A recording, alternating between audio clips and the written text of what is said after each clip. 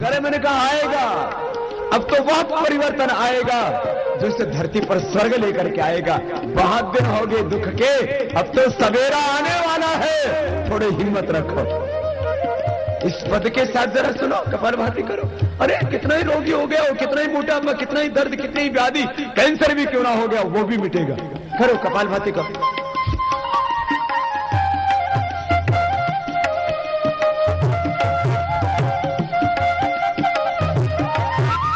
एक दिन बालक भयो गोदी माँ, एक दिन भयो सयाना जी, एक दिन भयो सयाना।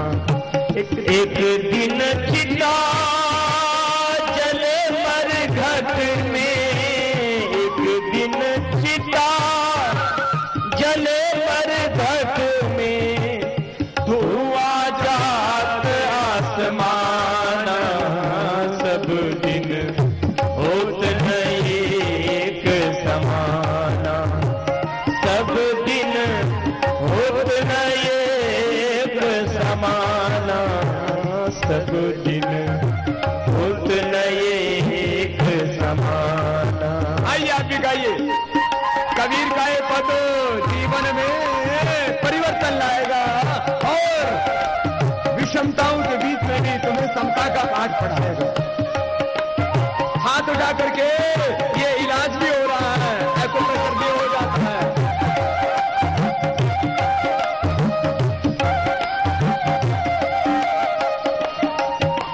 कहे कबीर सुनो भाई साधु, यह पद है निर्वाणा जी, यह पद है निर्वाणा। जीवन का सत्य है।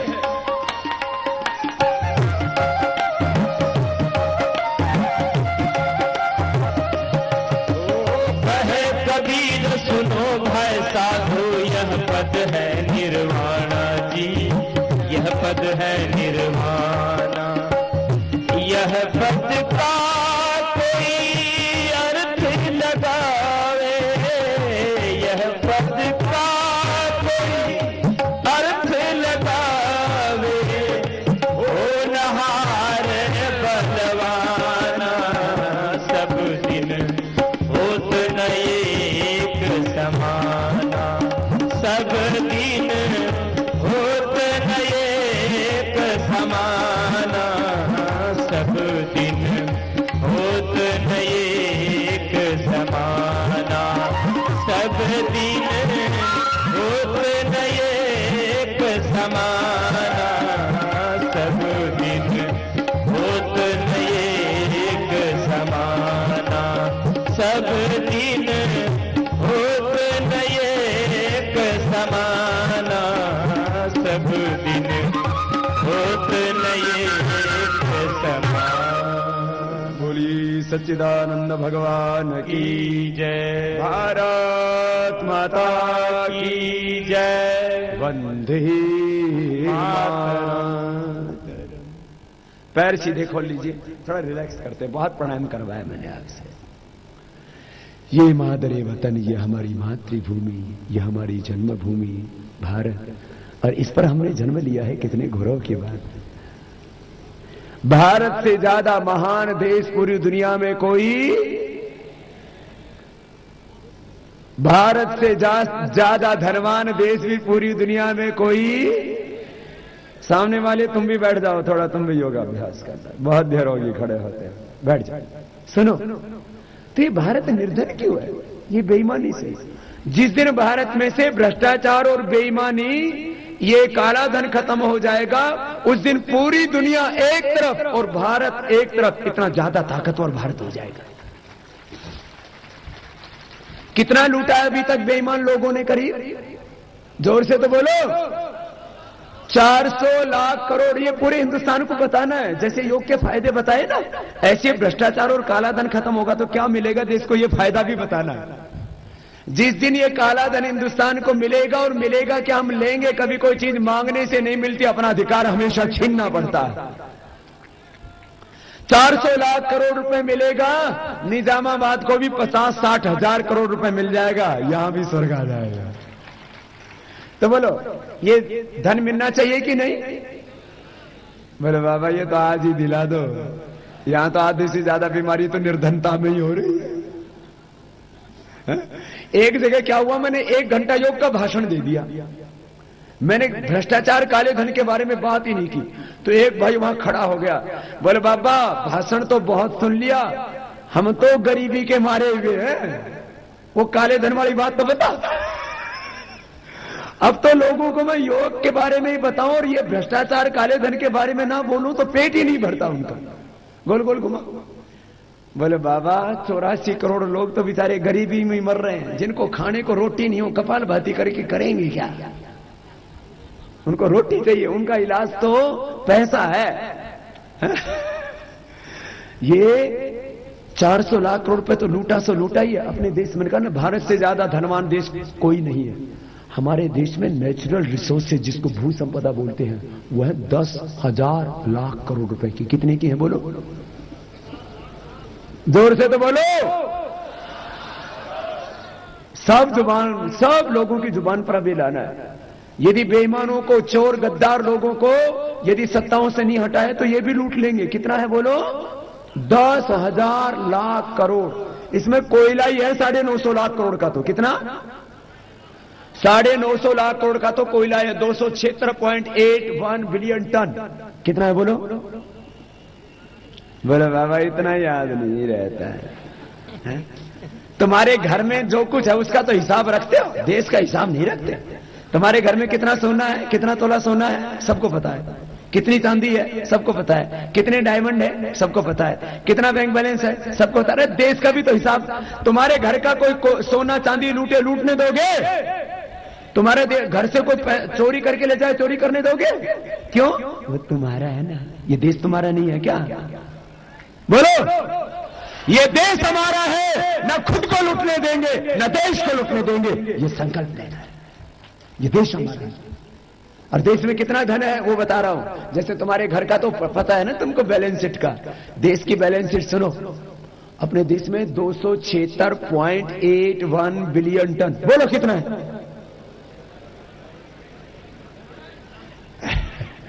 इतना भी याद नहीं रहता। 276.81 बिलियन टन। अब याद हो गया, चलो भूलना मत। इसका आर्थिक दृष्टि से मूल्यांकन किया हमने तो यह है 950 लाख करोड़ रुपए का। कितने का है? और अपने देश में लोहा है 15.15 बिलियन टन। कितना है बोलो? ये कितने रुपए का है? ये बिलियन ट्रिलियन बोलो बाबा जी, अपने को पता ही नहीं। हमने तो इकाई ढाई सैकड़ा हजार सुना है। ये है 550 लाख करोड़ का। कितने का है? कितने का हो गया दोनों? 950 लाख करोड़ का। कितने? और ये 550 का, करीब 1500 लाख करोड़। कितने का हो गया? 1500 लाख करोड़ का तो लोहा और कोयला हो गया। अच्छा ये बताओ, ये सऊदी अरबिया के पास में, मिस्र के पास में, ईरान इराक के पास में, दुबई के पास में, इनके पास में क्या है खाली नीचे जमीन में? तेल। उनसे ज्यादा तो तेल अपने भारत में है। ये तो बेईमान निकालते ही नहीं। जितना वहां है वो नीचे तो एक ही लेवल है। जितना वहां तेल है उतना यहां है। बाहर से लाते रहते हैं, देश को लूटते रहते हैं।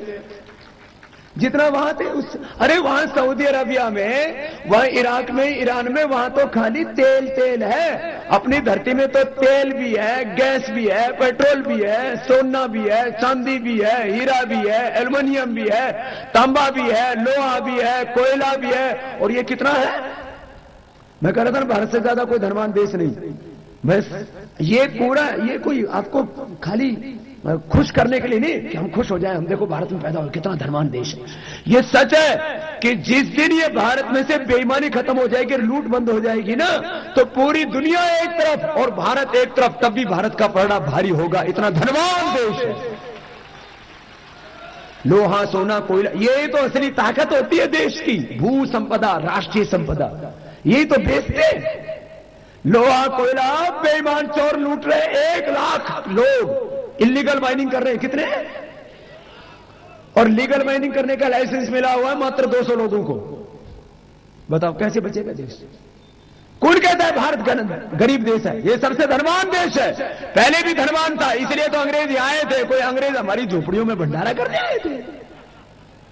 यदि हम गरीब थे तो अंग्रेज यहाँ क्या करने आए थे? मैं आपसे पूछता हूं, यदि हम गरीब थे तो मुगल क्या करने आए थे यहाँ?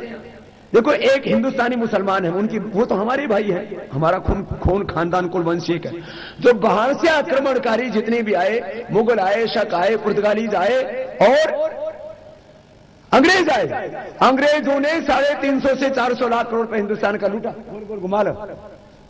पहले लूटा, फिर अपने हिंदुस्तान के बेईमान नेताओं ने लूट लिया 400 लाख करोड़, और तुमको यही नहीं पता क्या लूट लिया। देश के बारे में पता ही नहीं है। घर का हिसाब तो रखते हो, देश का भी हिसाब रखा करो। ये देश हमारा है, इसको उर्दू में बोलते हैं मादरे वतन, इसको बोलते हैं अंग्रेजी में मदरलैंड, और इसको बोलते हैं मातृभूमि, जन्मभूमि। अरे अपनी मां को भूल गए, अपनी मातृभूमि को ही भूल गए। ये बेईमान चोर लोगों को नहीं हटाए तो 10,000 लाख करोड़ रुपए और लूट लेंगे। ये इतना होता है पैसा, इतनी संपत्ति होती है, इससे हिंदुस्तान को 100 बार बनाया जा सकता है। भगवान ना करे कुछ हो जाए, लेकिन बाढ़, सुनामी कुछ भी आ जाए ना, 100 बार हिंदुस्तान को बना सकते हैं। इतना ये तो भारत में से भ्रष्टाचार, बेईमानी को खत्म कर दीजिए तो भारत तो अमेरिका से भी कई गुना ज्यादा पावरफुल हो जाएगा। IMF, world bank, WTO, WHO, UNO सब यही चलेगा। अब तो हमें स्थायी सदस्य भी नहीं मानता UNO का। थोड़े दिनों में से अमेरिका की भी ऐसी तैसी करनी है। हाँ, इसलिए हमें कुछ समझता ही नहीं है। क्यों? अरे हमारे देश के पैसे से, बटरफ्लाई कर लो एक बार, हमारे देश के पैसे से वर्ल्ड बैंक चलाता है, हमारे देश के पैसे से IMF चलाता है, हमारे देश के पैसे से जो बेईमान लोग हैं इन्होंने 70 से ज्यादा देशों में पैसा भर रखा है, और वही पैसे से ये UNO के फंड, रिलीफ फंड चलते हैं पूरी दुनिया में। उसी पैसे से सारी दुनिया का व्यापार चल रहा है। WTO सारे हेड ऑफिस वहां बना के बैठा है। दुनिया की 5 बड़ी संस्थाएं हैं।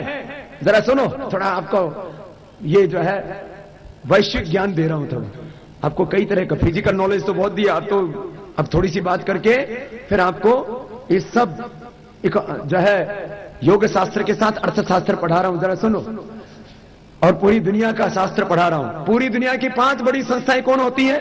एक है WTO जो पूरी दुनिया का व्यापार नियंत्रित करती है, वर्ल्ड ट्रेड ऑर्गेनाइजेशन। एक है WHO जो पूरी विश्व की स्वास्थ्य संस्थाओं को नियंत्रित करती है। फिर एक है UNO, यूनाइटेड नेशन। फिर एक है IMF जो पूरी दुनिया में मुद्राओं का मूल्यांकन करती है। जैसे हमारे 50 रुपए का सामान 1 रुपए में खरीद लेता है अमेरिका, हमारे 50 रुपए उसका $1। ये बहुत बड़ा पक्षपात हो रहा है। ये संस्था भी वही है। और एक वर्ल्ड बैंक। पूरी दुनिया के लोग, सब लोग जितना पैसा कमाते हैं कहां रख देते हैं? बैंकों में। ये सारी दुनिया की बैंकिंग प्रक्रिया को कौन कंट्रोल करता है? World bank. सारी दुनिया की बैंकिंग। अभी देखो ये बड़ा विचित्र मामला है। मैंने देखा गरीब आदमी कभी भी गरीब क्यों रहता है? वो पहली बात तो उसके पास पैसा कम होता है, फिर जो कमाता है बेचारा बचत के नाम से बैंकों को देता है। ये बैंक वाले फिर इंडस्ट्री वालों को, इंडस्ट्री वाले फिर ऊपर से सारा बैंक के पास चला जाता है। सारी चीजें ये 5 संस्थाएं कौन नियंत्रित कर रहा है? अमेरिका। भारत के पास सारी शक्ति है, नियंत्रित अमेरिका कर रहा है।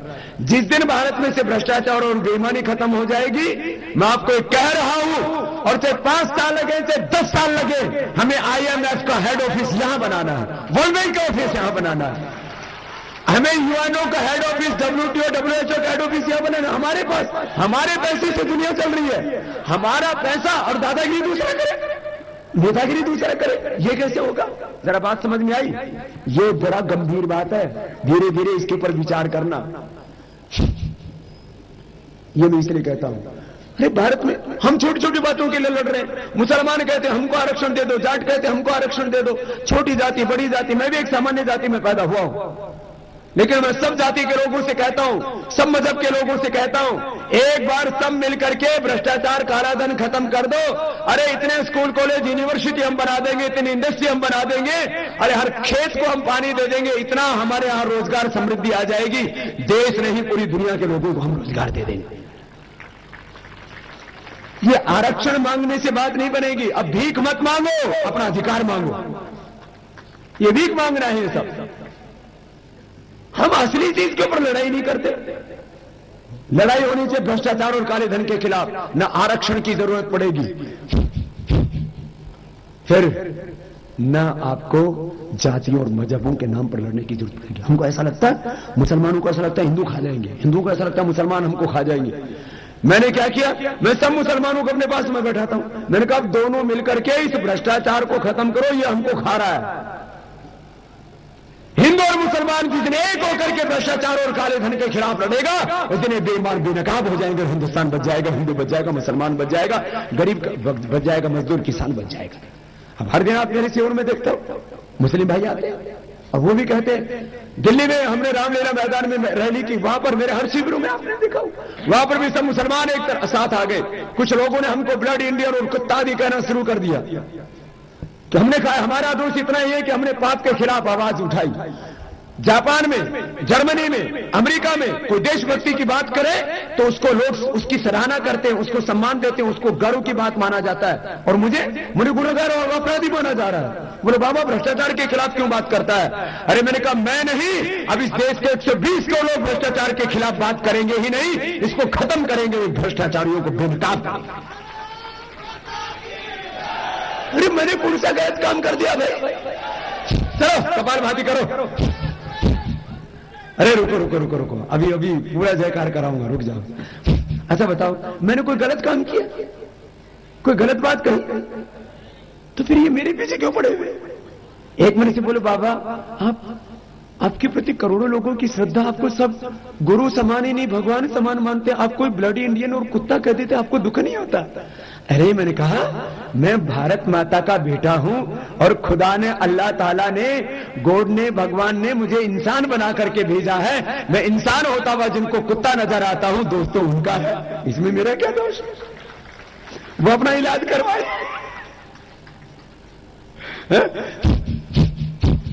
सुनो, ये बात तो थी देश के बारे में, अभी आपसे बात कुछ मुझे बात करनी है। आज हम पढ़ लिख करके कहां जाना चाहते हैं? डॉक्टर, इंजीनियर, साइंटिस्ट बन के अमेरिका। वहां तेरी मौसी बैठी है। अरे ये भ्रष्टाचार काला धन ले आओ, 400 लाख करोड़ रुपए जिस दिन हिंदुस्तान की अर्थव्यवस्था में आएगा, जो थोड़ा बहुत भी अर्थशास्त्र के बारे में जानते हैं, मनी इन सर्कुलेशन 50 टाइम्स बढ़ जाता है, 50 गुना। भारत की अर्थव्यवस्था हो जाएगी 20,000 लाख करोड़ रुपए की, तो कोई सोच भी नहीं सकता। दिमाग काम नहीं करता भाई साहब। मैंने शुरू में व्याकरण शास्त्र पढ़ा भाई बहनों, बाद में वेद शास्त्र पढ़ा, शरीर शास्त्र पढ़ा, योग शास्त्र पढ़ा। जब मैंने अर्थशास्त्र को पढ़ा ना, तब मुझे लगा ये तो बहुत बड़ा अनर्थ शास्त्र चल रहा है, ये तो बड़ा, ये हम, अरे भ्रष्टाचार काला धन खत्म कर दो, हमें अमेरिका जाना नहीं पड़ेगा, अमेरिका वाले यही आएंगे, नाक रगड़ेंगे। सारी दुनिया, हमें बाहर पढ़ने के लिए नहीं जाना पड़ेगा, सारी दुनिया पढ़ने के लिए यही आएगी। पहले ऐसा ही हुआ करता था, वैसा ही भारत दोबारा से बनाना है, जो पूरी दुनिया में शान और स्वाभिमान के साथ में खड़ा हुआ। हा?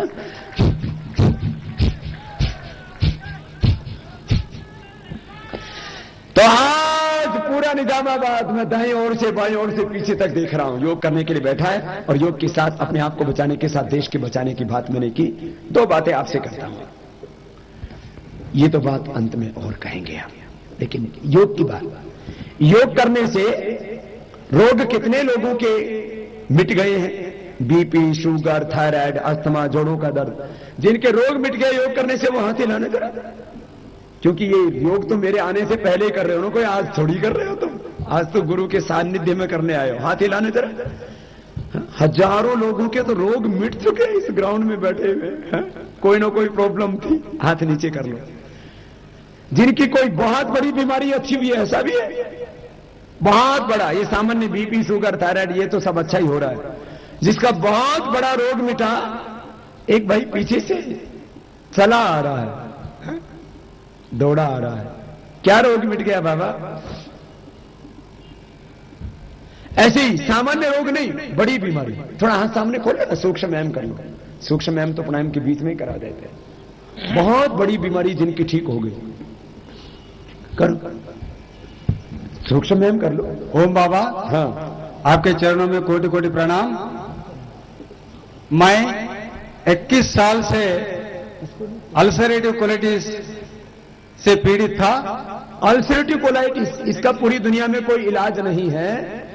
अल्सरेटिव कोलाइटिस तो पूरे एलोपैथी, आयुर्वेदिक, यूनानी और होम्योपैथी पूरे मेडिसिन में जो इलाज नहीं था, बाद में मैं 2005 नवंबर से आस्था चैनल पे देखते हुए आपका योग शुरू किया, तो 4.5 महीने में मैं अल्सरेटिव कोलाइटिस से पूरा मुक्ति पा लिया। देखो ये अल्सरेटिव कोलाइटिस, इसका पूरे वर्ल्ड में कोई दवाई नहीं। थोड़ी देर में पहले कह रहा था ना, लीवर के लिए, किडनी के लिए, लीवर किडनी ट्रांसप्लांट कर सकते हैं। आंतें जब ज्यादा खराब हो जाए तो काट देते हैं उनको, आंतों को, ये आंतें खराब हो जाती हैं अल्सरेटिव कोलाइटिस में। क्या नाम भैया आपका? मेरा नाम गंगाधर है साहब। गंगाधर तो पूरा गंगा नहा गया। 4 ही महीने में कोलाइटिस अच्छा हो गया, तो 21 साल से सारी पैथी कर ली, होम्योपैथी, आयुर्वेद, सिद्धा, यूनानी, एलोपैथी, सब ठीक हो गया। अभी मैं 3 साल से कम 1300 लोगों तक इस योगा प्रक्रिया को सिखाया हूं सर। दूसरों को सिखा रहा है। ये है योग का। और एक हेपेटाइटिस बी पेशेंट का कंप्लीट क्यूर हो गया था।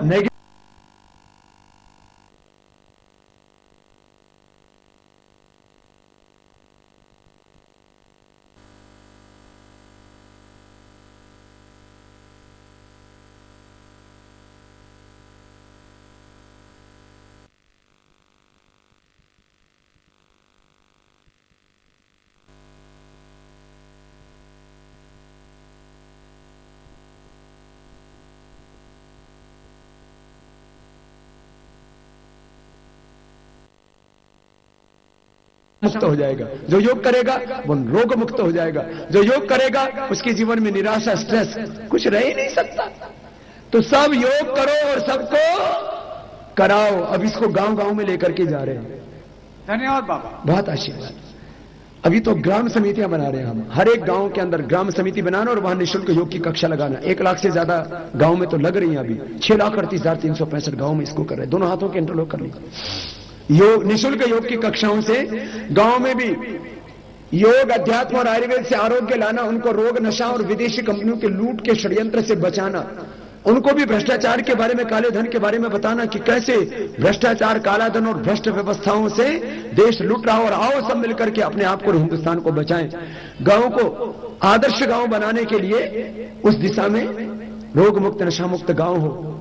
बहुत कुछ है, इसका पूरा दर्शन अभी आपके सामने रखेंगे। जिनका बहुत बड़ा रोग अच्छा हुआ है उनसे पूछ रहे हैं। थोड़ा थोड़ा बीमारी तो सबका अच्छा होता है। इससे दूसरों को ना मोटिवेशन मिलता है, प्रेरणा मिलती है, इंस्पिरेशन मिलता है, उत्साह मिलता है। क्या नाम भैया?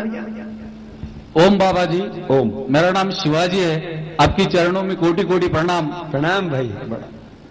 मुझे 33 इयर्स में हार्ट का प्रॉब्लम हुआ था, सीवियर अटैक आया था। केयर हॉस्पिटल में मैं इलाज कर लिया। थोड़ी सी उम्र में हार्ट का अटैक? और मैं 4 साल से पूरा योगा करता हूँ। और आपकी सब योगिक क्रिया 2.5 घंटे करता हूँ डेली। और नौली भी कर सकता हूँ मैं, और भाग दौड़ सकता हूँ। 6 किलोमीटर डेली दौड़ता हूँ मैं। अब हार्ट की क्या हालत है? कुछ भी प्रॉब्लम नहीं, जो आप कर सकते हो मैं कर सकता हूँ। ये देख, आज 33 साल में, अब कब से कर रहा है योग बेटा? 4 साल से कर रहा हूँ बाबा। 4 साल से कर रहा है। वो हार्ट का क्या हुआ? कुछ भी ना प्रॉब्लम, सब नॉर्मल है। TMT नॉर्मल है, 2D इको नॉर्मल है, और ये एंजियोग्राफी फिर भी कराया तो नॉर्मल निकला बाबा। 33 साल में हार्ट अटैक आ गया था। एंजियोप्लास्टी हो गई सोई मुझे बाबा। बताओ। अब योग से अपने पूरा जीवन को नॉर्मल ट्रैक पर ले आया। पहले तो 33 साल में हार्ट की बीमारी हो जाए तो मौत दिखती है आदमी को। छत्रपति शिवाजी नोली करके दिखा।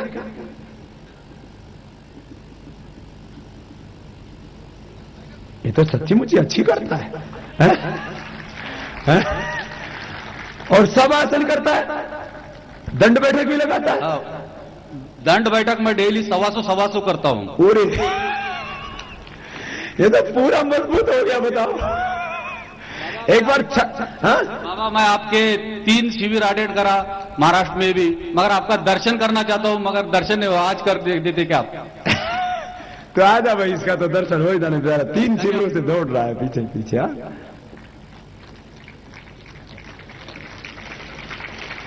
अब ये दौड़ रहा है, नहीं तो अभी तो इसका पटाखा फूट गया होता।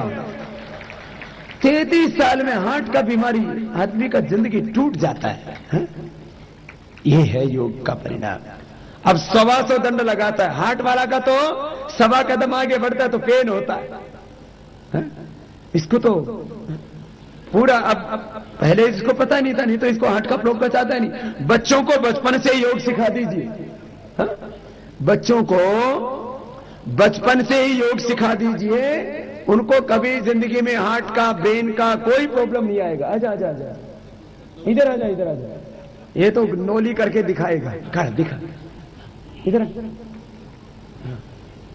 आराम से घबरा मत। हाँ, ये तो बढ़िया घुमाता है। और क्या करेगा? और दंड बैठक लगाएगा, अग्निसार करके बता रहा है। हाँ। और शीर्षासन भी करता है। हाँ, डॉक्टर साहब ने बोला अभी भी मना कर रखा है। धन्यवाद। और दंड कैसे लगाता है? दंड लगा,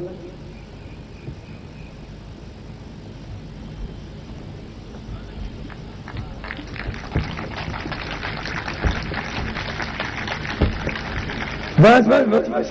ये मैं इसलिए बोला कि ये हार्ट का पेशेंट हो गया था। अब इसको कोई कहेगा इसको हार्ट की बीमारी है। एंजियोप्लास्टी कर लिया। चलो, अब तो खुश हो गया। धन्यवाद। अब ये ऐसे कितने लोग हैं, ये तो एक हिंदू नहीं, मुसलमान नहीं, ईसाई, कोई तो छूटा नहीं। हमारे मुस्लिम भाई भी आज बहुत आए हैं। किसी मुस्लिम भाई को भी विशेष फायदा हुआ है? यहां पे तो बहुत भाई बहन है, क्या फायदा हुआ? वहां जाके बोलना। ये मैंने देखा, ये जब मैं आ रहा था तो सबसे पहले ही ये ऐसे कर रहा था। ऐसे करे तो समझ लो मुसलमान है, ऐसे करे तो हिंदू है। एक ही बात है, दोनों ही प्रणाम करते हैं, वो तरीका अलग अलग। तो मैंने देखा इसको कोई खास फायदा हुआ है, बहुत श्रद्धा से। जब मैं घुसा तभी से देख रहा हूं इसको। क्या फायदा हुआ? नमस्कार बाबा जी। प्रणाम।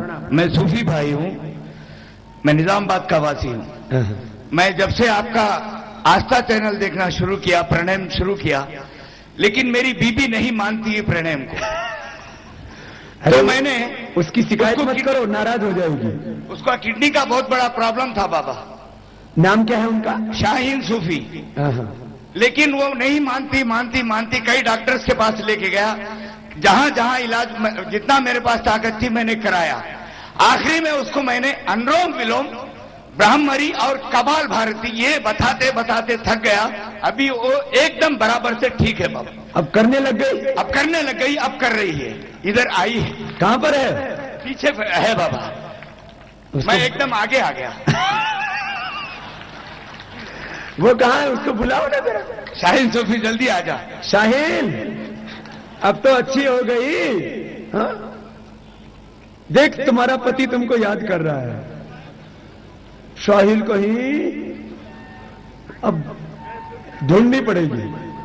मेरा लेकिन उसको किडनी का प्रॉब्लम था। अब किडनी का प्रॉब्लम का ऐसे कितनी मुस्लिम बहनें भाई हैं जिनको किडनी का प्रॉब्लम था। हमने अच्छा किया है, तो कई बार आपने पहले भी मुझसे सुना है।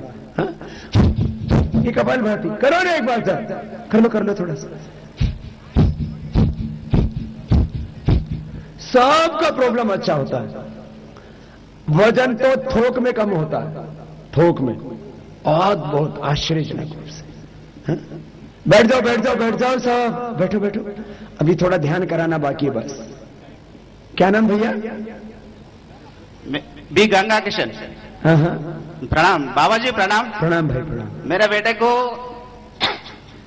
तो 2008 में सर्कोसिस हुआ था, ब्रेन में गांठे आए थे। सर्कोसिस? ओ, ब्रेन में गांठे, क्या नाम है इसका?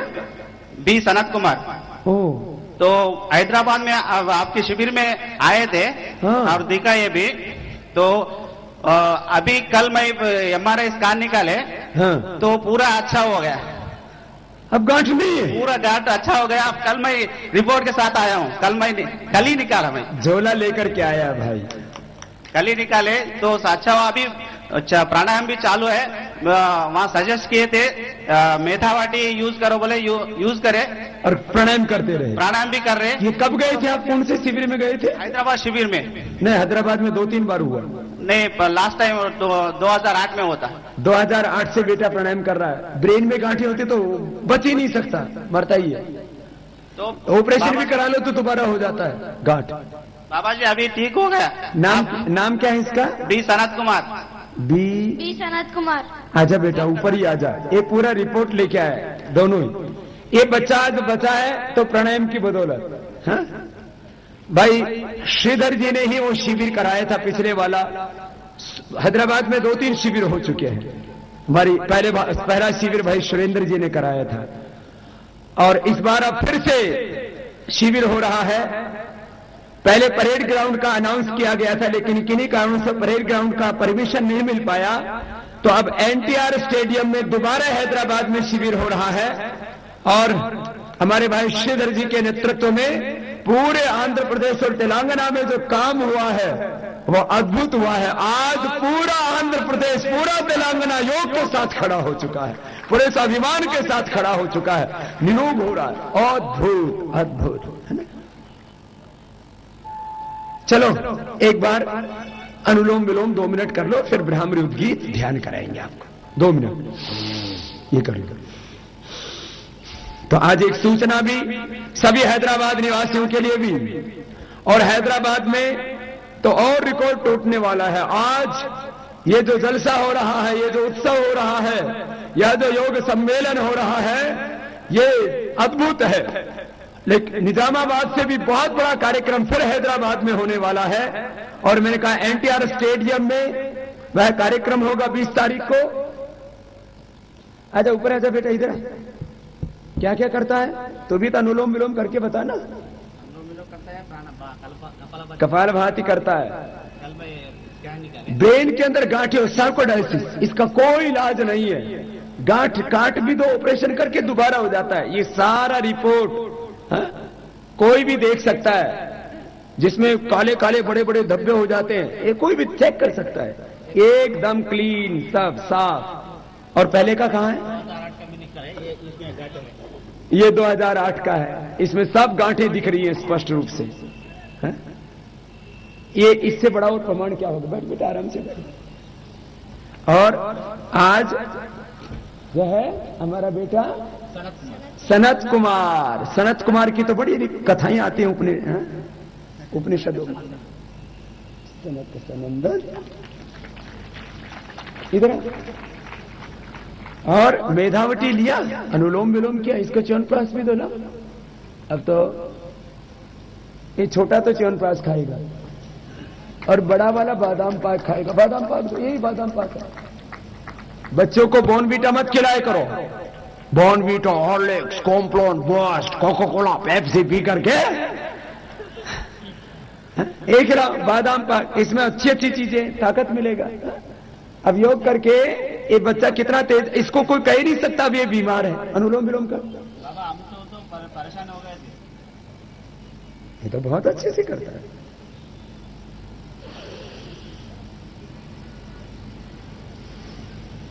बड़े धैर्य के साथ करता है। छोटे छोटे बच्चे कपालभाति करके बता, कितना परफेक्शन के साथ कर रहा है। देखो 3 साल से कर रहा है। 3 साल से लगातार कर रहा है। इस बच्चे के हौसले को भी करो करो करो, हौसले को भी सलाम है। क्यों? देखो छोटे छोटे बच्चे सब करते, बीबी बच्चे सब, पूरा योगी परिवार हो गया है। बच्चा बच गया, नहीं तो सारा परिवार का पैसा इसी में खत्म हो जाता और बच्चा भी खत्म हो जाता। अब ये है योग से लाभ हुआ। ठीक है बेटा, रोज करना और अपने सब मित्रों को कराना। मैं चाहता हूं हिंदुस्तान का हर परिवार योगी परिवार बन जाए और हर व्यक्ति योगी बन जाए। सुबह सुबह उठ करके सब योग करे, बस। ठीक है बेटा, ऐसा सबको करना है। और दवा भी आयुर्वेद का, कॉस्मेटिक भी आयुर्वेद का, टॉनिक भी आयुर्वेद का। विदेशी टॉनिक, विदेशी दवा, विदेशी कॉस्मेटिक प्रयोग करके अपना जो है देश गर्त में, नर्क में चला गया। 10 लाख करोड़ रुपए दवा में बर्बाद होता है। दोनों हाथ कंधों पर रख लो, फिर अभी आपको ब्रह्मरुद्र गीत कराएंगे। एक और कुछ भाई आए, क्या नाम भाई? 10 लाख करोड़ रुपए दवा में, 10 लाख करोड़ रुपए बीड़ी सिगरेट शराब में, 5 लाख करोड़ रुपए विदेशी कंपनियां यही सब साबुन shampoo toothpaste cream powder Coca Cola Pepsi ये सब भीच के कमा के लेके जाते हैं। आज सब संकल्प लेके जाएंगे, कोई भी विदेशी वस्तु का प्रयोग स्वदेशी अपनाएंगे, देश को बचाएंगे। देश का पैसा दो तरह से बाहर जाता है, एक भ्रष्टाचार से और दूसरा विदेशी कंपनियों के व्यापार से। सबको समझाइए, ना भ्रष्टाचार होने देना है और ना विदेशी कंपनियों का व्यापार होने देना है। अभी आपको स्वदेशी सामान हम उपलब्ध कराते हैं, स्वदेशी दवा, स्वदेशी कॉस्मेटिक, स्वदेशी आपको टॉनिक, और बाद में हर एक जिले के अंदर वही बनाएंगे, हर एक जिले में वही बनाएंगे। हिंदुस्तान का पैसा हिंदुस्तान में रहे, गांव का पैसा गांव में रहे, जिले का पैसा जिले में रहे, तब चारों ओर समृद्धि आएगी। व्यवस्थाओं का विकेंद्रीकरण, पूंजी का विकेंद्रीकरण, डिसेंट्रलाइजेशन ऑफ इंडस्ट्री, इकोनॉमी, सब चीजों का, शक्ति का विकेंद्रीकरण, डिसेंट्रलाइजेशन, ये बहुत बड़ा दर्शन। चलो अब एक छोटा सा बच्चे का पूछ के फिर आपको ध्यान कराते हैं। क्या नाम है? प्रणाम बाबू जी। प्रणाम प्रणाम। हाँ, विनायक मठपति बोल रहा हूँ। मेरा बच्चे का 2.5 साल का जब बच्चा था, उसका मेरा किडनी स्टोन हुआ था। 12/13 mm का किडनी स्टोन था उसको। 12/13 का? 12/13 mm। बच्चे का नाम क्या है? बच्चे का नाम अथर्व मठपति। अथर्व। और तो उसको यूरिन में उम्र कितना है इसका? 2.5 साल। फिर क्या किया? मैंने डॉक्टर को दिखाया, दो डॉक्टर को दिखाया। दोनों डॉक्टर ने सोनोग्राफी करने का बाद में बोला कि इसको ऑपरेशन ही करना पड़ेगा, दूसरा कोई रास्ता नहीं है। तो मैं तो घबर गया कि इतना छोटा उम्र में क्या ऑपरेशन करने का इसका। फिर मेरे एक रिलेटिव, बच्चे का तो किडनी भी इतना बेर जैसा होता है, बहुत छोटा सा चनी जैसा, उसको तो ढूंढना पड़ता है किडनी भी, और उसमें इतना बड़ा स्टोन हो गया। फिर बाबा जी, मेरा एक रिलेटिव आपके पतंजलि योगपीठ में रत्नागिरी में डॉक्टर्स है। अच्छा। उनको मैं इमीडिएट फोन लगाया कि मेरे को ऐसा बताया ऑपरेशन करना पड़ेगा, मैं क्या करूं? उन्होंने बोला उसको कुछ तकलीफ है क्या? नहीं है। मैं बोला 2 दिन में मैं नांदेड़ आ रहा हूं, मैं आने के बाद में उसको दिखाएगा। इमीडिएट मैं आपका इसमें हॉस्पिटल में गया, जो पतंजलि चिकित्सालय में गया। उन्होंने दवा दिया, उसका साथ में उन्होंने बोला कि बॉन्ड का ऊपर मैं लिख के देता हूँ, ये 1 महीने के अंदर कम हो जाएगा। और मैं 1 महीने के बाद में चेक किया, पूरा नॉर्मल आ गया। जो ये दोनों डॉक्टर का रिपोर्ट्स मैंने लाया हूँ, और दोनों डॉक्टर को मैंने दिखाया कि बोला आप तो ऑपरेशन करना पड़ेगा, ये कैसा कम हो गया? तो उन्होंने बोलता है अच्छा हो गया, तेरे को बाबा का आशीर्वाद मिल गया। ये मेरे से तो मिला भी नहीं है, इसको दूर से ही आशीर्वाद मिल गया। आज ऊपर लिया बेटे को। अथर्व बेटा 12/13 mm का, क्या छोटे बच्चे को ऐसे ऐसे बीमारी हो रहा है? तो बोलो सबको योग करना है कि नहीं करना? आज सब संकल्प लेके जाएंगे, खुद योग करेंगे और औरों को सवाल उठाओ, खुद योग करेंगे और औरों को एक स्वस्थ भारत, रोग मुक्त भारत, और योग करते करते भ्रष्टाचार भी, अरे जोर से बोलो ना, काला धन भी, योग भी करेंगे और भ्रष्टाचार भी और काला धन भी। निजामाबाद वालों की आवाज धीरे निकल रही है। दोनों हाथ ऊपर उठाओ, बोलो भारत माता की। अब पता लगा निजामाबाद में मैं बैठा।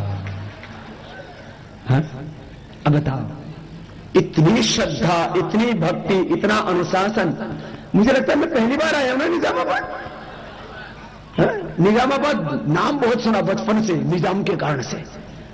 हाँ, इधर आ बेटा, करो बेटू, देखो छोटा सा प्यारा सा बेटा है। हाँ? और इसका तो उम्र इतना छोटा, और इसको किडनी में स्टोन हो गया। बताओ अभी कैसे बचता?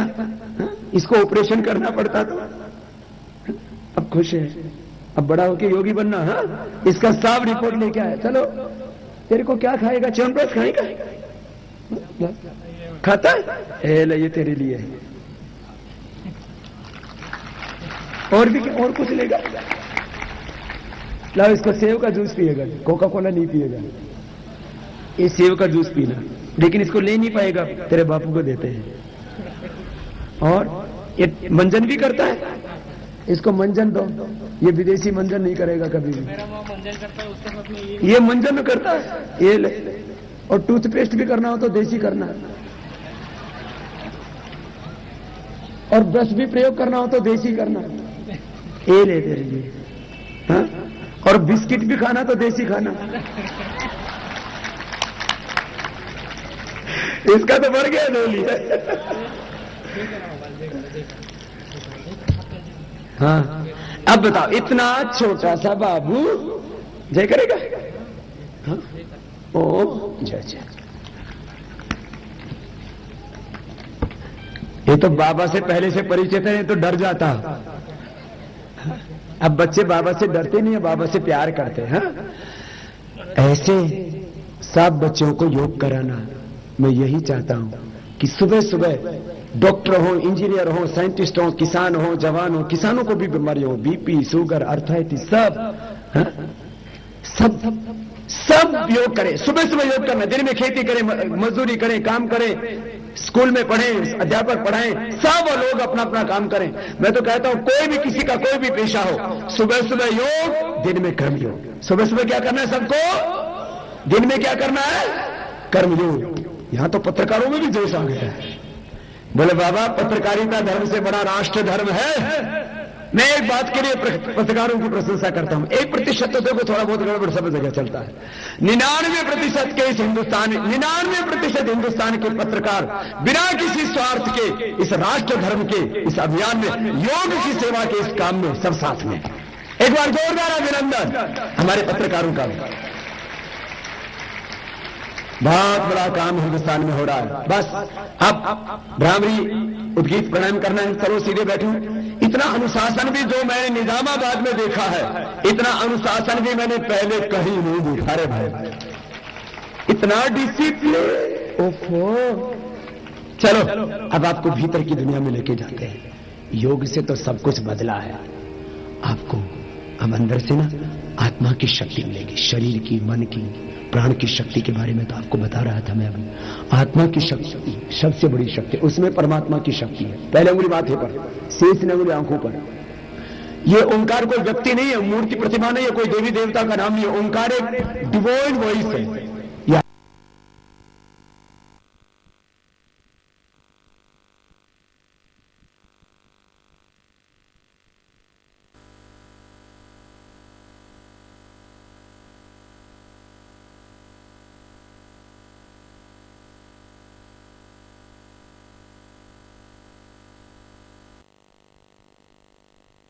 मिलेगा मन को शांति, आत्मा को तृप्ति, मुक्ति मिलेगी अंदर से, भीतर से।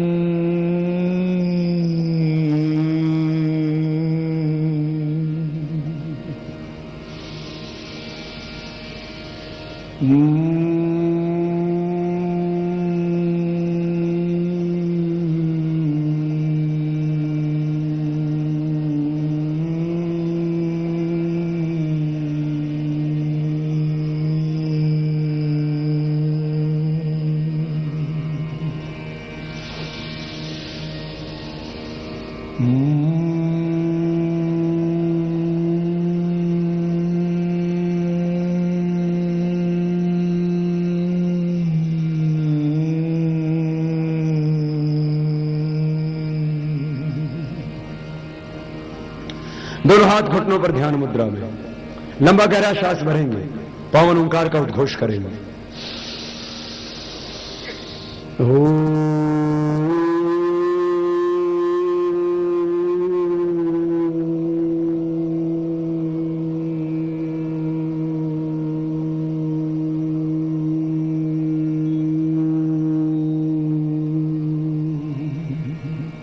लंबा गहरा श्वास भरे, एक तरफ एक विरह, एक भक्ति, एक समर्पण, एक आस्था, एक तितिक्षा, एक मुमुक्षुत्व भीतर गहरा, एक एस्पिरेशन, एक अनकंडीशनल सरेंडर। बस हे प्रभु, हे खुदा, हे अल्लाह, हे वाहिगुरु अकाल पुरुष, हे ऑलमाइटी गॉड, प्रभु अब तुम बिन रहा नहीं जाता। भाव से एक श्रद्धा के साथ उच्चारण।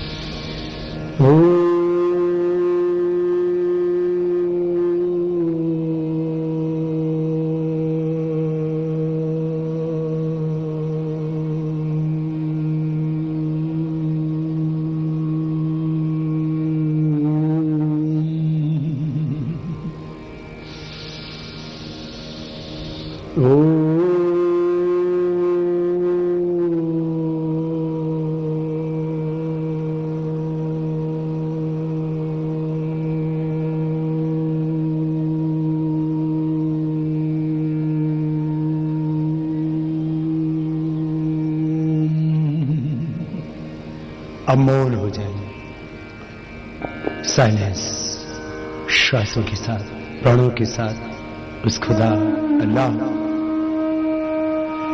ऑलमाइटी गॉड वाहिगुरु अकाल पुरुष सर्वशक्तिमान सर्वांतर्यामी सच्चिदानंद स्वरूप अजर अमर नित्य अविनाशी भगवान का ध्यान। वही प्रभु हमें जीवन जीने की शक्ति दे रहा है। आंखों से हम देखते हैं लेकिन देखने की शक्ति तो प्रभु ही दे रहा है। हाथों से हम काम करते हैं, काम करने का सामर्थ्य तो वही दे रहा है। बोलते हैं, बोलने का सामर्थ्य तो वही देता है। सब कुछ कराने वाला हो प्रभु, सबको बनाने वाला हो प्रभु, सबको मिटाने वाला हो। हे प्रभु तेरे अंग से हे नाथ, हे नारायण, हे प्रभु, हे खुदा, तुझे भूलो नहीं। दोनों हाथों को पर उठाना, हर भगवान के तो सदा हमारे साथ रहता है। भगवान एक शक्ति है, हर व्यक्ति में वो शक्ति है और इस सारे ब्रह्मांड में उसी की शक्ति, उसी की ज्योति है। सब रूपों में उसी का रूप है, सब में उसी का नूर है। एक नूर पे सब जगह पीछे, एको वशी सर्वभूत। ऐसे ध्यान करना है। अब बस 2 मिनट सभी बैठेंगे, अभी 2 मिनट एक बार। फिर हम अपने कुछ मुस्लिम भाइयों को भी ऊपर बुलाएंगे। निजामाबाद में हिंदू और मुसलमान साथ साथ बहुत प्यार मोहब्बत से रहते हैं। योग से प्यार और बढ़ेगा और खुद सब मिलकर के खुद को भी बचाएंगे और हिंदुस्तान को बचाएंगे। जरा 2 बातें पूछ रहा हूं, फिर हमारे मुस्लिम भाइयों को भी ऊपर मंच पर आमंत्रित करूंगा बहुत श्रद्धा से उन्होंने आज यहां इस अनुष्ठान में भाग लिया है। यहां गांव के भाई कितने आए हुए हैं? जो गांव से आए हुए हैं वो जरा हाथ हिलाना, गांव वाले हाथ हिलाओ। तो ये हिंदुस्तान का गांव जाके हाथ हिलाने जरा एक बार। मैं इन गांव वालों का अभिनंदन कीजिए, मैं भी गांव से आया हूं। हाथ नीचे कर लो। सब हम ग्रामवासी हैं, जितने भी भारतवासी हैं सबके पूर्वज क्या है बोलो? अब गांव को बचाने के लिए एक तो गांव में इंडस्ट्री लगानी है और गांव की खेती को भी फायदे का, मुनाफे का काम करना है। तो खेती को आगे बढ़ाना है, गरीब मजदूर किसान को बचाना है, तो क्या करना है? एक तो गांव गांव में योग सिखाना है। तो मैं एक तो सब जो गांव वाले आए हुए उनसे कहूंगा अपने अपने गांव में जाके भारत स्वाभिमान की ग्राम इकाई बनाना। गांव में 2-3 समूह के अलग अलग रोग रहते हैं, 2, 4, 5 समूह के, वो सब मिलकर भारत स्वाभिमान ग्राम इकाई बनाए और उनमें से एक भाई ग्राम संयोजक और एक बहन ग्राम प्रभारी के रूप में सेवा दे। बहनें बहनों को योग सिखाए, भाई भाइयों को योग सिखाए। कई बार गांव में साथ बैठने में बहुत दिक्कत सी आती है, कहीं कहीं साथ बैठ सके तो बहुत अच्छी बात है। सुबह शाम योग की कक्षा लगाए, सब योग करेंगे तो किसी को कोई रोग, किसी को नशा नहीं हो। और विदेशी कंपनियों का भी बहिष्कार करना है। और गांव गांव के अंदर पहले हम 600 गांव के अंदर शुरू कर रहे हैं, 600 जिलों में, फिर हर एक गांव के अंदर ये दवा, ये कॉस्मेटिक, ये साबुन, ये शैम्पू, ये टूथपेस्ट, ये सब विदेशी कंपनियां लूट रही है ना। 5 लाख करोड़ रुपए हर साल जो विदेशी कंपनियां लूट रही है, ये हिंदुस्तान के गांव और गरीब के पास में पहुंचाने हैं। उसकी भी किस्मत बदल जाएगी, तकदीर बदल जाएगी। विदेशी कंपनियां लूट रही है, ये काम करना है। तो सब जितने भी गांव वाले अपने अपने गांव में उनको क्या बनाना है? ग्राम समिति। पतंजलि योग पीठ का ये जो अभियान, भारत स्वाभिमान का ये काम, इसके लिए भारत स्वाभिमान की ग्राम इकाई का गठन करना है और उसको योग का काम, रोग नशा मुक्ति का काम। कितने आप में से भाई बहने जो नशा छोड़ चुके हैं? बीड़ी, सिगरेट, शराब, तंबाकू, कोई भी नशा छूट गया जिनका? जरा हाथ उठाना। जिनका नशा छूट गया है एक बार हाथ उठाइए योग करके। ये तो हजारों हाथ हिलाओ ना मेरा, एक बार जोरदार है इनका अभिनंदन है भाई। ये तो हजारों छोड़ दिए और आज संकल्प लेके जाएंगे कोई भी बीड़ी, सिगरेट, शराब को हाथ नहीं लगाएंगे। चलो एक बार खड़े हो जाओ आप सब। बोले भारत माता की, भारत माता की,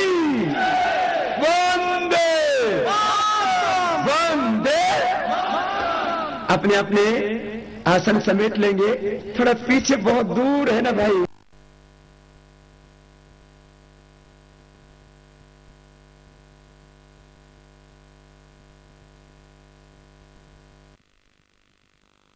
कहना चाहूंगा कि आज भाई मुझे ऐसा हर शिविर में ऐसा लगता है कि पिछले वाले शिविर का अगले वाले शिविर ने रिकॉर्ड तोड़ दिया। मुझे कल लगा आदिलाबाद में सबसे ज्यादा है। विजयनगरम से शुरू किया ना इस बार, कर्नाटक का, तेलंगाना का सब शिविर, तो वो आदिलाबाद का रिकॉर्ड भी भाई आज निजामाबाद वालों ने तोड़ दिया। अद्भुत अद्भुत अद्भुत अद्भुत। हाँ? हमारे भाई साहब यही आ जाए, आइए।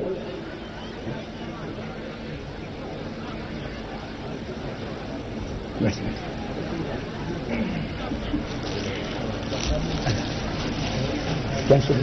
मेरा नाम साजिद है, तो कादर साजिद। सवाल भाई है साहब, ये आबिद भाई है।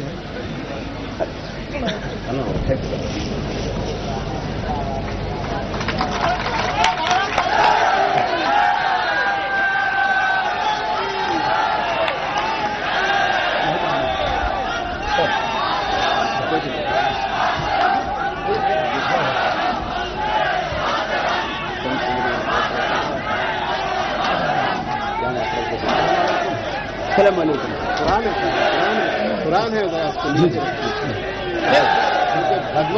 भगवत गीता की तरह बड़ी किताब है। आपका बहुत बहुत धन्यवाद। पूरा लंबी उम्र है आपको और आपके जरिए से लोगों का भला हो।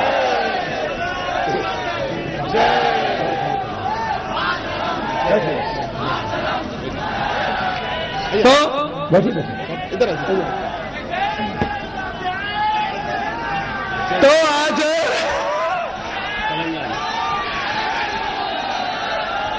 बड़े भारत माता की जय जय तेलंगाना। देखो दो बातें याद रखो, पहले भारत माता की जय, बाद में तेलंगाना की जय। देखो हमें अपने अपने संस्कृति, सभ्यता, वेशभूषा, भाषा सबका सम्मान करना है और सबसे ऊपर हिंदुस्तान को रखना है। सबसे पहले देश को, फिर सबका सम्मान। ठीक है, तो चलो आज आपसे बहुत बात करनी थी ना, इसलिए आपसे बोला। देखो तेलंगाना, मैंने पहले भी बोला, पब्लिक, आंध्र प्रदेश का पब्लिक को भी तेलंगाना बनाने में कोई प्रॉब्लम, कभी भी तेलंगाना का विरोध किया आंध्र प्रदेश का पब्लिक ने? विरोध कौन करता है? पॉलिटिशियन। उसको, और उसमें भी कौन करता है? मुख्यमंत्री और प्रधानमंत्री जी पीछे से पीठ पर हाथ रखते हैं। वो मुख्यमंत्री को क्या लगता है कि हमने तेलंगाना अलग बना दिया तो हमारा आधा स्टेट निकल जाएगा, हम बड़ा मुख्यमंत्री नहीं रहेगा, छोटा हो जाएगा। अरे तुम छोटे हो या बड़े हो, तेलंगाना बड़ा होना चाहिए।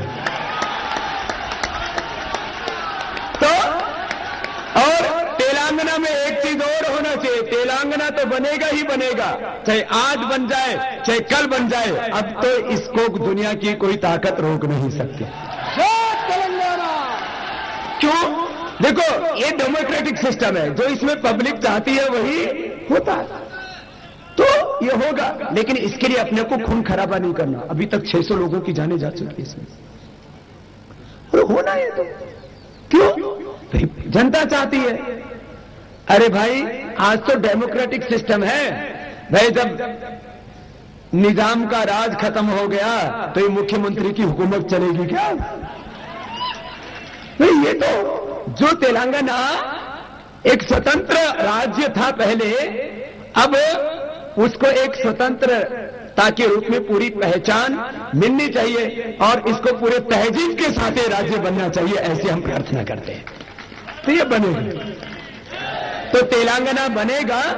लेकिन अब पूरा एक वातावरण अच्छा बन चुका है और बस थोड़ा सा, मैंने कहा पब्लिक को कोई प्रॉब्लम नहीं है, आंध्र प्रदेश की पब्लिक को, न तेलंगाना की पब्लिक को, पॉलिटिशियंस को प्रॉब्लम है। लेकिन जब पब्लिक खड़ी हो जाती है तो पॉलिटिशियंस को झुकना पड़ता है, ये इतिहास गवाह है। तो ये काम होगा। चलिए, ये तो बात थी तेलंगाना की। अब बात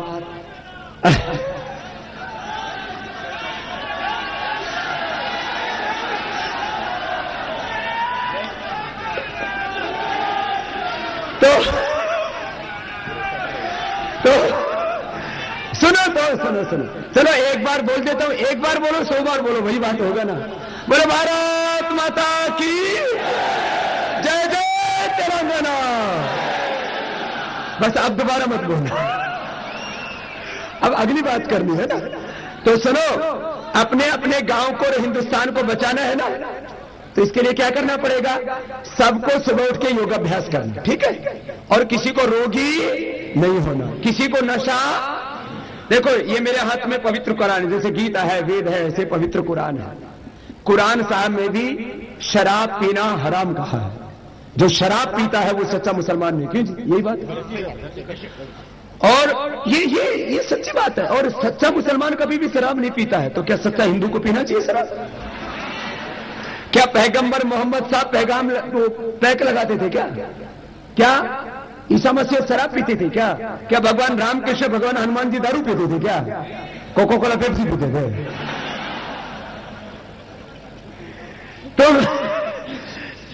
तुम कोका कोला पेप्सी पियोगे, पैसा जाएगा अमेरिका में और फिर हमारे वो बम फोड़ेगा। देखो, देश का पैसा देश में, हिंदुस्तान का पैसा हिंदुस्तान में रहना चाहिए और किसी को भी नशा नहीं करना चाहिए। ये कुरान कहती है, ये गीता कहती है, वेद कहता है, ये बाइबल कहती है। तो किसी को भी नशे का सेवन नहीं करना है, ये भी संकल्प लेकर के जाना है। और आप में से हजारों भाई तो छोड़ चुके हैं पहले ही। कितने भाई ऐसे हैं जो नशा छोड़ चुके हैं?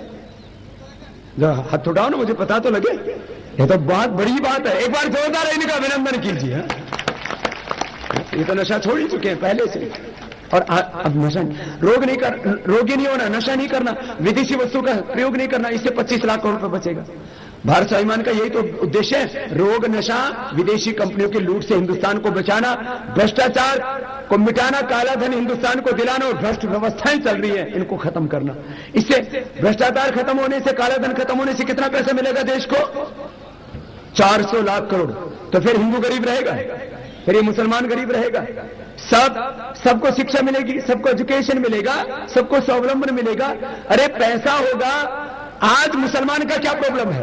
उसके बच्चों को पढ़ने के लिए अच्छे स्कूल, कॉलेज, यूनिवर्सिटी नहीं है। आज हिंदू का, गरीब का, गांव का क्या प्रॉब्लम है? उसके बच्चों को पढ़ने के लिए अच्छे स्कूल, कॉलेज, यूनिवर्सिटी नहीं है। काम करने के बाद रोजगार नहीं है, किसान के खेत को पानी नहीं है। सबका समाधान कैसे होगा? पैसे से।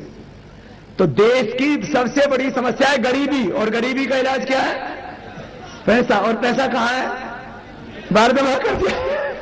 हम यहां क्या करते हैं? हम यहां लक्ष्मी जी का एक फोटो बनाते हैं और उसकी आरती उतारते रहते हैं। लक्ष्मी बाहर और फोटो की पूजा हम कर रहे हैं।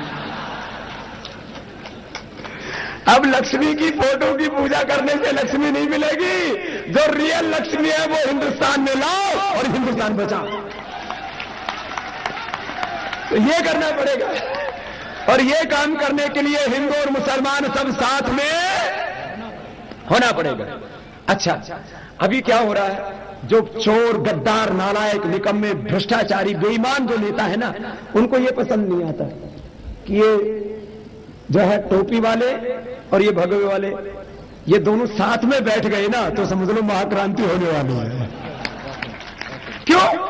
क्योंकि पहली बात, पहले भी हमने जिन अंग्रेजों के साम्राज्य में कभी सूर्यास्त नहीं होता था, उनको परास्त किया था। हिंदू और मुसलमान ने साथ में मिलकर के देश को आजादी दिलाई थी, स्वतंत्रता दिलाई। ये इतिहास है हमारा। हिंदू, मुसलमान, सिख, ईसाई सब मिलकर के साथ में लड़े, तब देश को आजादी आई। तो भाई बहनों, हमारे साजिद भाई कुछ दो शब्द बोलना चाहेंगे? बिस्मिल्लाहिर्रहमानिर्रहीम। परम पूज्य बाबा रामदेव महाराज, आप इतने प्यारे इंसान हैं, जितना मैंने सोचा था उससे भी 1000 गुना ज्यादा प्यारे इंसान हैं आप। आपके अंदर सिवाय मोहब्बत के कुछ नहीं है, और इतनी मोहब्बत है, आज मैं आपके बाजू में बैठ के अपने आप को बड़ा खुशनसीब महसूस कर रहा हूं। लोग कहते हैं कि आप वो भारतीय जनता पार्टी को सपोर्ट करते हैं, इसको करते हैं। अरे किसी को नहीं सपोर्ट करते, आप सच्चाई को सपोर्ट करते हैं, आप अच्छाई को सपोर्ट करते हैं, आप इंसानियत को सपोर्ट करते हैं, आप मानवता को सपोर्ट करते हैं। और योग के जरिए, आयुर्वेद के जरिए और भारत स्वाभिमान का ये जो इनकलाब आप लाने जा रहे हैं, हम आपके साथ हैं स्वामी जी, हम आपके साथ हैं। अभी हमने आपको कुरान का तोहफा दिया है, आप इसको पढ़िए। इसमें लिखा हुआ है, ताउनु अलल बिर्रि वत तक़वा वला ताउनु अल इस्मि वल इद्वान। इसमें यह लिखा है, इसका मतलब यह है, अरबी में, मैं उर्दू में बता रहा हूं, कि नेकी यानी पुण्य, नेकी और भलाई के कामों में एक दूसरे का ताउन करो, यानी सपोर्ट करो, कोऑपरेशन करो, और बुरे कामों में सपोर्ट मत करो, बुरे कामों से लोगों को रोको। ये कुरान में सगे भी क्यों ना हो, सगे भी क्यों ना हो, अपने भी क्यों हो, भाई क्यों ना हो, अगर कोई दुश्मन भी अच्छा काम कर रहा है उसके साथ सपोर्ट करो आप उसका। और एक अल्लाह की बात मैंने बताया, कुरान की एक हदीस की बात बताऊं मोहम्मद साहब की। मोहम्मद साहब ने कहा, खैरन नास मैं यनफउ लिन्नास, अच्छा आदमी वो है जो दूसरों को फायदा पहुंचाता है। और स्वामी जी से ज्यादा कोई दूसरों को आज फायदा नहीं पहुंचा रहा है, हम भी नहीं पहुंचा रहे किसी को। सुबह से शाम तक हम किसी को पानी भी नहीं पिलाते, और स्वामी जी सुबह से लेकर रात के 10 बजे तक लोगों की सेवा करते हैं, लोगों की सेहत को दुरुस्त कर रहे हैं, लोगों के विचारों को दुरुस्त कर रहे हैं, लोगों के दिमाग से दुश्मनी को निकाल के मोहब्बत को भर रहे हैं। और मैंने कभी ख्वाब में भी नहीं सोचा था कि स्वामी जी के साथ मैं बैठ के इतना अपने आप को भाग्यवान महसूस करूंगा। बहुत इनका प्यार है, इनकी मोहब्बत है, और अल्लाह इनको बहुत बड़ी उम्र दे। और इस भारत को जब तक दुनिया का नंबर 1 देश ना बनाए, और जब तक इस भारत से करप्शन को, भ्रष्टाचार को और नफरत को और जो है आतंकवाद को और जितनी बुराइयां हैं सबको जब तक दूर न करे, हमारे सरों पे इनका साया कायम रखे, ये मेरी दुआ है अल्लाह ताला से। और मैं सब भाइयों से अपील करता हूं, मेरे सब भाइयों बहनों से, कोई हिंदू कोई मुसलमान नहीं है, सब पहले इंसान है, सब भाई भाई है, सब हमारा मजहब ये सिखाता हम आदम की औलाद है। स्वामी जी बोलते हैं हमारे पूर्वज एक है, बेशक पूर्वज एक है, बेशक पूर्वज एक है। कुरान थोड़ा सा उसके ऊपर जाकर बताता है कि सारे मुसलमानों का बाप एक है, हजरत आदम अलैहिस्सलाम, सबकी माँ एक है, हजरत हव्वा अलैहिस्सलाम। यही वेद में लिखा, यही वेद में लिखा। मैं तो कहता हूं ये कुरान भी अल्लाह की तरफ से, और मेरा ऐसा विचार है कि वेद भी अल्लाह की तरफ से है, क्योंकि कभी पहले शायद वेद आया होगा, बाद में कुरान आया होगा, ऐसा ये वो पहले अल्लाह ने भेजा होगा, बाद में ये कुरान को भेजा होगा, ये मेरा विचार है। मैं अल्लाह है, वही भगवान है, वही ओम है। लोग ओम बोलते हुए डरते हैं हमारे मुसलमान भाई, इसका ओम में कुछ नहीं है मेरा भाई। आप अरबी में बोलते हैं अल्लाह, फारसी में बोलते हैं खुदा, अगर आप इंग्लिश में कुछ बोलना चाहते हैं तो गॉड, और अब जो है संस्कृत में ओम बोलते हैं। तो आज स्वामी जी ने यह तक बता दिया कि जो ओम है इस तरह है, अगर उसको ऐसा करो तो अल्लाह बन जाता है। आज मैं इतना खुश नसीब महसूस कर रहा हूं, और ये कुरान हमने दिया है स्वामी जी को हिंदी में तर्जुमे के साथ। मैं सबको बोलता हूं कि भाई कुरान भी पढ़ो, और जो दूसरे हिंदू धर्म की जो किताबें हैं उसका भी मुताला करो, मालूम करो एक दूसरे का धर्म क्या बोलता है, और प्यार मोहब्बत से रहो। इस देश को हम आगे बढ़ाना है, अगर हम आपस में झगड़ते रहेंगे ये देश कैसे तरक्की करेगा। सबके लिए मैं प्यार का एक संदेश देता हूं। उनका जो काम है वो अहले सियासत जाने, है ना, पॉलिटिशियन, उनका जो काम है वो अहले सियासत जाने। मेरा पैगाम मोहब्बत है जहां तक पहुंचे। इसके साथ मैं आपसे इजाजत लेता हूं। बहुत बहुत शुक्रिया बाबा साहब। भाई साजिद जी ने तो एक संजीदगी के साथ कि हम सब एक हैं, और ये सच्चाई, एक बहुत बड़ी सच्चाई, अलग अलग लफ्जों में, अलग अलग लैंग्वेजेज में, अलग अलग भाषाओं में, हम भाव तो एक ही है ना। भगवान के हजारों नाम संस्कृत में कहे, फिर उर्दू में, फारसी में उसको अल्लाह कहा, खुदा कहा, उसे, और उस ओम कहा, भगवान कहा। देखो बाकी अवतारी पुरुष है, माने पैगंबर जिनको हम बोलते हैं, माने भगवान की विशेष शक्तियों से युक्त होकर के आए, चाहे भगवान राम है, कृष्ण है, हनुमान जी है, जैसे ईसा मसीह है, पैगंबर मोहम्मद साहब है। पैगंबर मोहम्मद साहब खुदा नहीं है, याद रखना।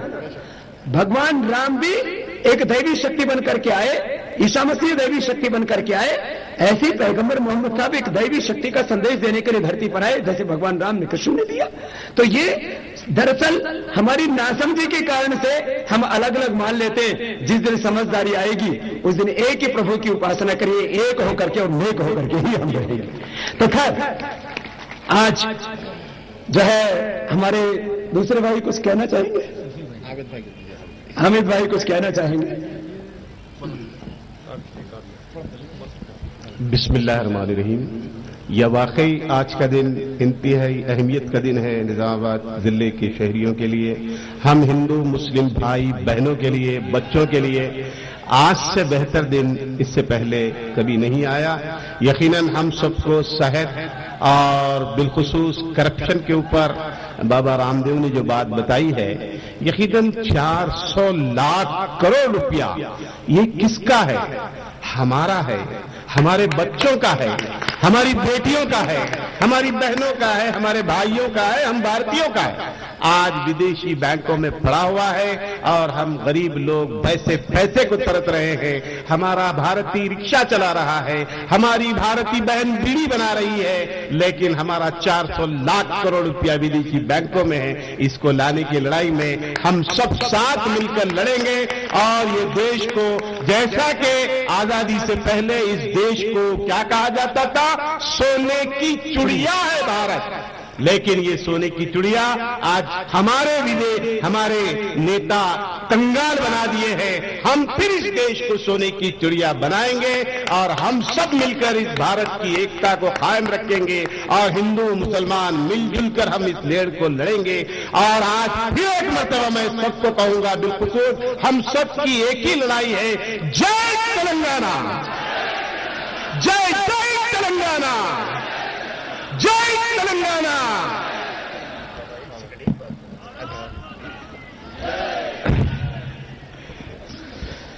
मैं निजामाबाद के तमाम वासियों को आदाब और सलाम कहते हुए कहूंगा, आज तक आपने या बाबा ने कभी बात नहीं सुनी होगी, वो मैं सुनाने जा रहा हूं आपको। सुनिए।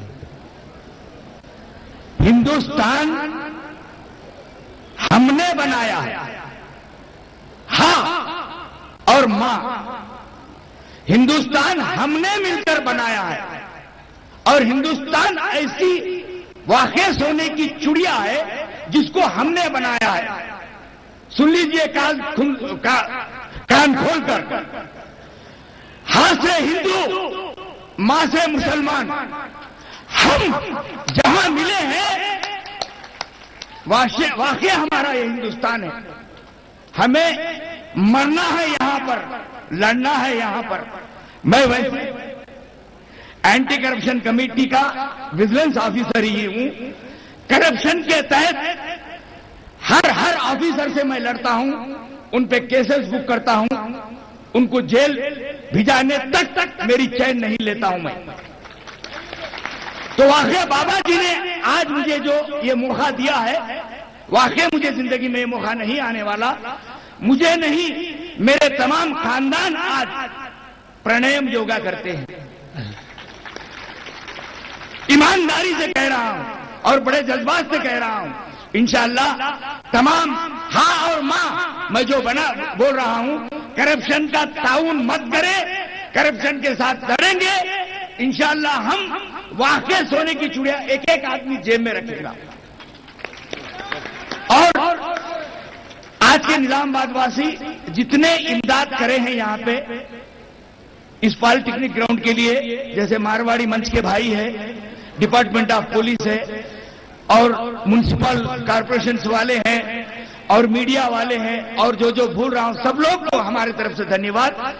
हम मिलकर इस वतन को जतन करेंगे। खुदा हाफिज।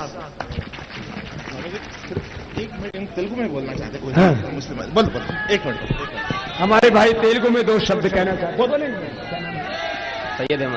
सैयद अहमद भाई।